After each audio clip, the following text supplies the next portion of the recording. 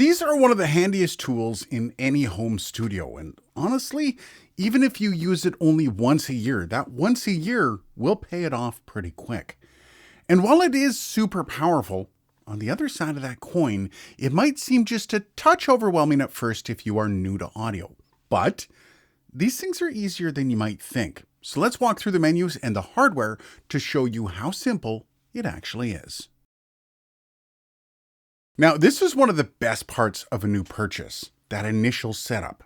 First up, if you are visually impaired, I believe this thing comes with the accessibility already turned on, which is a big help, obviously. Now, if you're not visually impaired, you're going to want to turn that off. Pretty easy here. Head over to the unit settings and go down to accessibility, and it's under guide sounds. Okay then, now let's go over the menus to see what you have to play with here.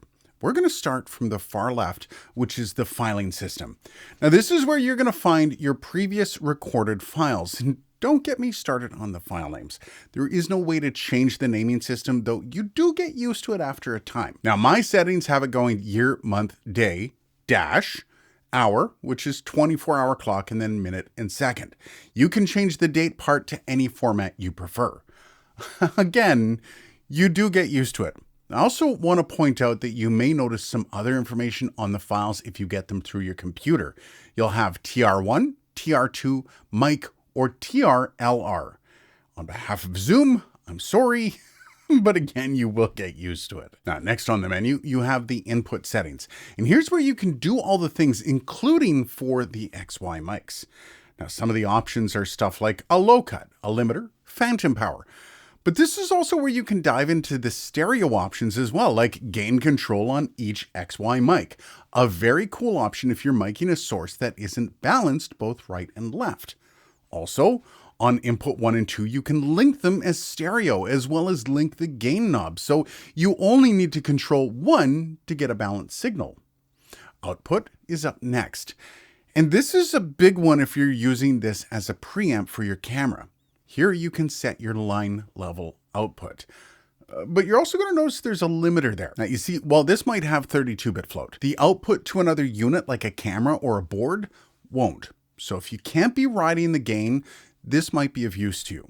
Now let's skip over the recording settings because we're going to circle back around as that's going to take the longest.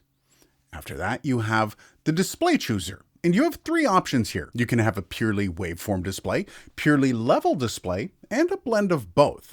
Now, all three are dependent on what you're doing at the time, but that blend screen is probably the most handy, so you might want to keep that on as default. SD card is next, and that's where you can basically just format or test your SD card. Next up, you have the input selector. And you can choose to have your PC see this unit as a drive for file transfer, or even to use this thing as an interface. And then lastly, you have all the system settings. This is pretty straightforward. If you're looking for more of a deep dive into that, the manual is probably the best place so I don't put all my viewers to sleep. So let's go back to the record settings, but this also means we're going to have to expand out to explain some of the hardware settings that go along with it. Now, starting at the top of that menu is the sample rate. Now, if you are truly new to this, a sample rate is basically the resolution of the audio. The higher the number, the higher the resolution.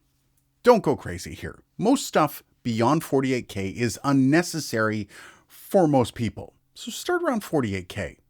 Now, the biggest issue you're going to run into is file size if you get much bigger. But 48K syncs perfectly with video, so it should work perfectly for you in most circumstances.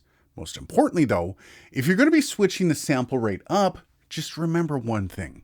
If you're doing a project with more than one file, they all have to be the same sample rate or you're going to hear some funky stuff happening. So unless you're looking for the extreme resolution, just pick one and leave it at that. Now, if you see bit depth on this list, we're going to have to come back to that in a bit as it has a hardware feature as well. Next is the mix file. This is a great option if you want a fully mixed file as well as the individual files. This also has the option of having an advanced limiter applied. I would suggest using this.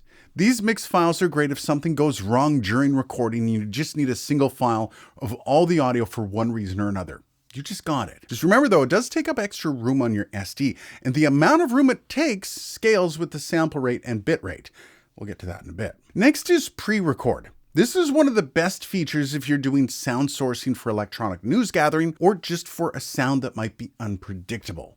This can be set up to pre-record 6 seconds before you hit the button. Basically, it's just a buffer that is constantly recording in 6-second chunks, and it saves the chunk when you start recording. It can save your ass quite literally if you're doing interviews and you don't want to utter those horrible words. Can you say that again? Next up is record start tone. Now these tones are sent out over headphones as well as the line out. So this is great if you're syncing up your audio and your video later. And lastly, you can choose to have metadata written to your files. Now, if you don't know what that is, best just to keep that off. For a full list of what is contained in those IXML chunks, the manual has the full breakdown. Okay, so we're out of the settings, but there's still some settings you need to choose here. First is going to be right at the top, and that's your bit depth. Now you have two options really, 16 and 24-bit or 32-bit float as an actual physical choice on the unit. Now, if you're choosing 32-bit float, you do that right on the unit with that switch. But if you're fine with 16 or 24-bit, you have to choose that on the hardware level and then the option to choose which comes up in the record settings. Now, if you're new and curious, just choose 24-bit. 16-bit really isn't used much anymore. 32-bit float, on the other hand, is a bit much to explain here, but this video up here might help if you need more on that. I'll also have it linked down below. But if you are rocking the 16 or 24-bit, remember, there is a limiter available to you so you can avoid clipping as well. Basically, it's like a software gain knob that automatically turns the gain down really quickly when you get a loud source. Okay, so we're ready to hit record. First up, you need to choose which channels you want to record with. And you have 3 options on the physical unit. You have the XY mics on top, and then you have the 2 XLR inputs down below. Now, other options might come up depending on which extra attachments you're using on top, but for now, all I've got is the XY mics, so this should do. Next, you're going to want to set your gain levels. Best bet is to just do a good old check 1 2. Basically, try to recreate the worst case scenario for the recording process and set your gain so it isn't clipping. And once you're there, well, just hit record. Remember, this will record all the files separately so you can edit them in post, but also that stereo mix if you decided to turn that on. One word of warning though, if you do not have the source selected here, it's not going to record that source, so make sure you have those selected. Okay then, let's move on to a few tricks to avoid getting a bad recording. First up, we should cover handling noise. Now, as these units have gotten better, the one thing that hasn't is the build quality, meaning they use cheaper and cheaper plastic and the body becomes a vibrating hub to mess up your audio. Now, you can just see how bad it is just by slightly bumping the unit and watching the levels.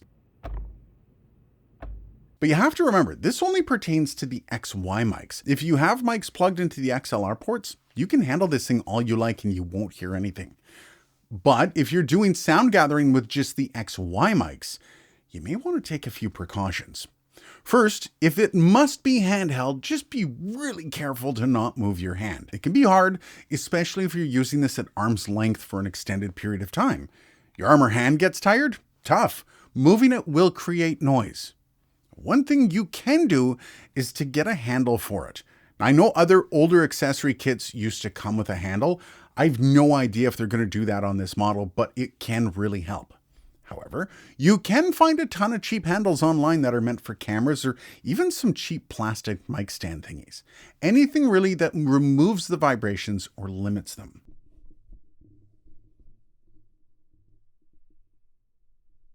Now, what I can say is, do not just lay this thing down on a table for audio. The audio you're going to get is horrible, as you're going to be picking up your source, but also the reverb of the audio bouncing off the table.